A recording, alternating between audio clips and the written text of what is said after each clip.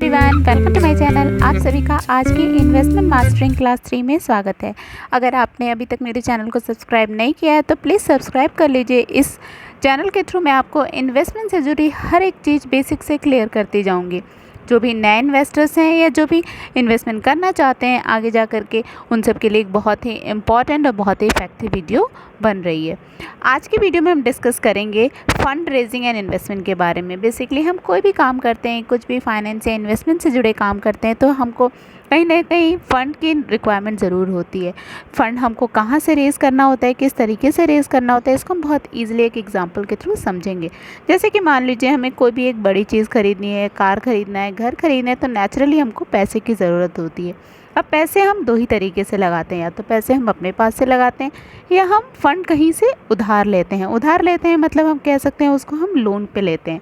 Loan पे हम bank से ले सकते हैं या किसी भी अदर इंस्टीट्यूशन से ले सकते हैं। तो बेसिकली हमारा फ़ंड दो तरीके से रेज़ हो सकता है। एक हो सकता है हमारा इक्विटी के थ्रू और दूसरा हो सकता है हमारा डेब्ट के थ्रू। इक्विटी के थ्रू हो सकता है, मतलब कहने का कि हम अपना फ़ंड खुद लगाएंगे, और डेब्ट के थ्रू हो सकता है, इसका ये मतलब है कि हम फ़ंड को कहीं से उधार में लेंगे। ये दोनों चीज़ों को हम काफ़ी डिटेल में डिस्कस करेंगे, और डेब्ट फाइनेंसिंग और इक्विटी फाइनेंसिंग क्या होती है और किस तरीके से ये दोनों किसी भी इन्वेस्टर्स, किसी भी स्टार्टअप बिजनेस के लिए यूज़फुल है, साथ ही साथ किसी भी ऐसी अंडरटेकिंग के लिए जिसको फ़ंड की ज़रूरत है या जो फ़ंड इन्वेस्टमेंट करने जा रहा है, उन सब के लिए कैसे ये यूज़फुल है। इन सारी चीज़ों को हम डिटेल में डिस्कस करेंगे। इक्विटी बेसिकली हम समझते हैं कि ये ओनरशिप होती है। इक्विटी का अगर हम अकाउंटिंग के फॉर्म में फॉर्मूला देखना चाहें तो होता है एसेट्स माइनस लायबिलिटी। अब एसेट्स मतलब हमारी संपत्ति, तो जिस तरीके से हम अपना पैसा जितना ज़्यादा लगाएंगे उतनी हमारी संपत्ति ज़्यादा होगी। इसको भी हम एक छोटे से एग्जाम्पल के थ्रू समझते हैं। जैसे मान लीजिए हमें एक घर खरीदना है।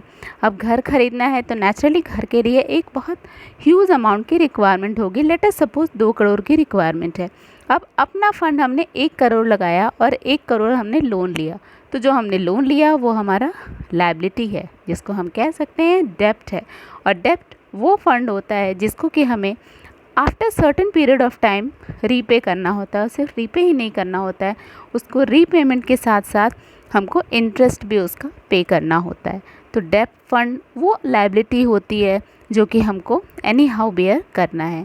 और जिस तरीके से हमारा डेब्ट डिक्रीज़ होता जाएगा वैसे ही हमारी एसेट्स बढ़ती जाएगी। मतलब हम कह सकते हैं उस पर्टिकुलर संपत्ति पे हमारा ओनरशिप इंक्रीज़ होता जाएगा। तो इस तरीके से इक्विटी और डेब्ट इन दोनों में बैलेंस बनाना बहुत ही ज़्यादा इफ़ेक्टिव होता है किसी भी अंडरटेकिंग के लिए, किसी भी इंडिविजुअल के लिए।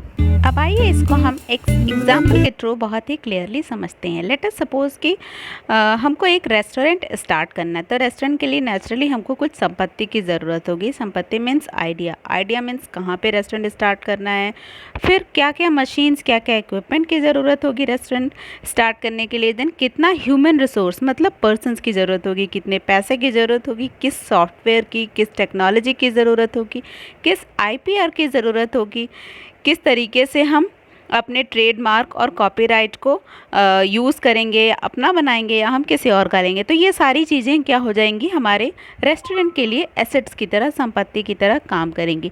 अब ये एक बहुत बड़ी चीज़ है, हमें इसको दो तरीके से कर सकते हैं। लेट अस सपोज़ अगर हमको रेस्टोरेंट के लिए 1 करोड़ की रिक्वायरमेंट है, तो अगर हम 3 लोग मिल कर के 60 लाख कलेक्ट कर लेते हैं, तो रेस्ट बचा हुआ 40 लाख हमको मार्केट से लेना होगा।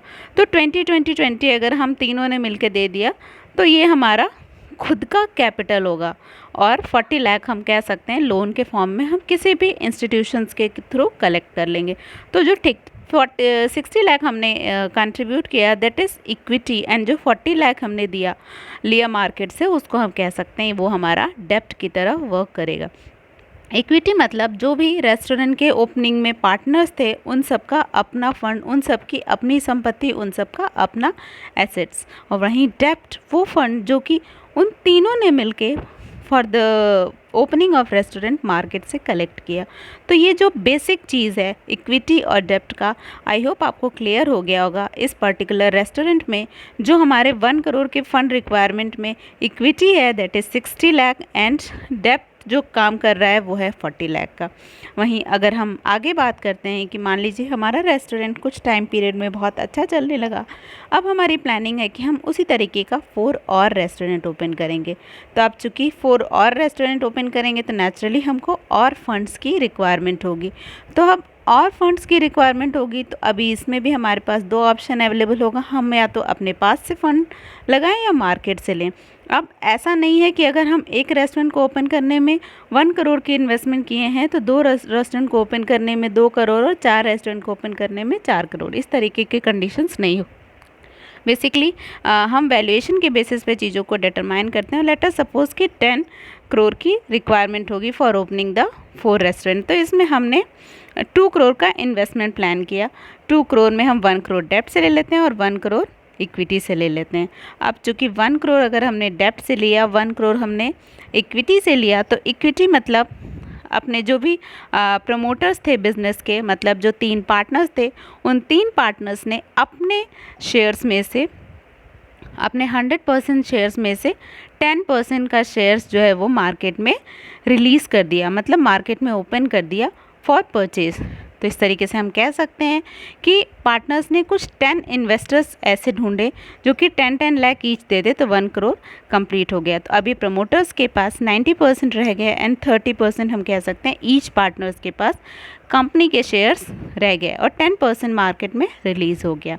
तो जो 10% मार्केट में रिलीज़ हुआ that is also a equity. But equity वो चीज़ है जो कि कंपनी के प्रमोटर्स को कभी उन शेयर होल्डर्स को रिटर्न नहीं करना पड़ेगा। इक्विटी के थ्रू कंपनी ने जो भी फंड कलेक्ट किया वो और जिन भी शेयर होल्डर्स ने उस कंपनी में शेयर्स परचेज़ किया, वो नेचुरली आगे अगर कंपनी का या रेस्टोरेंट का प्राइस बढ़ता है तो वो उस पर्टिकुलर कंपनी के शेयर्स को बेच करके ही अर्न करेंगे। मतलब इक्विटी शेयर होल्डर्स या कह सकते हैं कंपनी के प्रमोटर्स जो हमारे 3 हैं, उनके ऊपर इनके रीपेमेंट की कोई भी लायबिलिटी नहीं है। बट वहीं अगर हम डेप्ट की बात करें तो डेप्ट वो फंड है जो कि एक बोरोड फंड की तरह कंसिडर होता है और बोरोड फंड हमेशा रिटर्न किया जाता है और बोरोड फंड ऐसे ही रिटर्न नहीं करते, बल्कि बोरोड फंड को का जो रीपेमेंट होता है वो साथ ही साथ इंटरेस्ट भी रीपेमेंट होता है। तो मतलब ये एक तरीके की बहुत बिग लायबिलिटी होती है जो कि कम्प्लीटली रीपेमेंट रिक्वायर्ड होता है और फर्स्ट प्रेफरेंस मिलता है इनको रीपेमेंट का। तो इस तरीके से हम कह सकते हैं कि जो इक्विटी शेयर होल्डर्स जो मार्केट से फ़ंड कलेक्ट कर रहे हैं उस पर उनकी कोई भी लायबिलिटी नहीं है। तो वहीं अगर हम बैलेंस शीट में बात करते हैं, बैलेंस शीट में इक्वेशंस की बात करते हैं, तो बैलेंस शीट में इस तरीके से जो भी प्रमोटर्स के फ़ंड होते हैं जिसको हम कह सकते हैं इक्विटी फ़ंड, उसको हम इस तरीके से रिप्रेजेंट कर सकते हैं जैसे assets is equal to equity. Equity मतलब owners fund minus liability, liability means जो भी बोरोड फंड होता है कंपनी के लिए। तो अब आगे बात करते हैं कि इक्विटी और डेप्ट इन दोनों में क्या डिफरेंस है। बेसिकली हर एक इन्वेस्टर, हर एक बिज़नेस, हर एक अंडरटेकिंग जो कि कहीं भी से भी फ़ंड लेता है, फ़ंड रेज़ करता है या कहीं भी फ़ंड इन्वेस्ट करता है, उसके माइंड में ज़रूर से ये दोनों कॉन्सेप्ट का क्लियर होना बहुत ज़्यादा ज़रूरी है। डेप्ट फाइनेंसिंग और इक्विटी फाइनेंसिंग ये दोनों क्या हैं और ये दोनों किस लेवल पे एक दूसरे से अलग हैं। बेसिकली इन्वेस्टर्स ये इसलिए देखते हैं क्योंकि जो भी इन्वेस्टर्स लेस रिस्क लेना चाहते हैं उनके लिए डेप्ट फाइनेंसिंग अच्छा होता है, क्योंकि डेप्ट एक वो अमाउंट है जो कि रीपेमेंट रिक्वायर्ड है along with the interest, but इनका इंटरेस्ट का जो रेट होता है वो फिक्स्ड होता है। लेकिन वहीं अगर हम इक्विटी की बात करें तो इक्विटी एक ओनरशिप को रिप्रेजेंट करता है, जिसमें हम अगर हम इन्वेस्टमेंट बोलें तो एक तरीके का वो इन्वेस्टमेंट है जिस पे हमको जो रिटर्न मिलेगा वो फ्लैक्चुएटिंग होगा। मीन्स फ्लैक्चुएटिंग होगा मतलब कम भी मिल सकता है और ज़्यादा भी मिल सकता है। तो जो भी इन्वेस्टर्स रिस्क लेने की कैपेसिटी रखते हैं वो बेसिकली इक्विटीज़ में इन्वेस्ट करें और जो नहीं रखते वो डेप्ट में इन्वेस्ट करें। That's all for today's video. Thank you.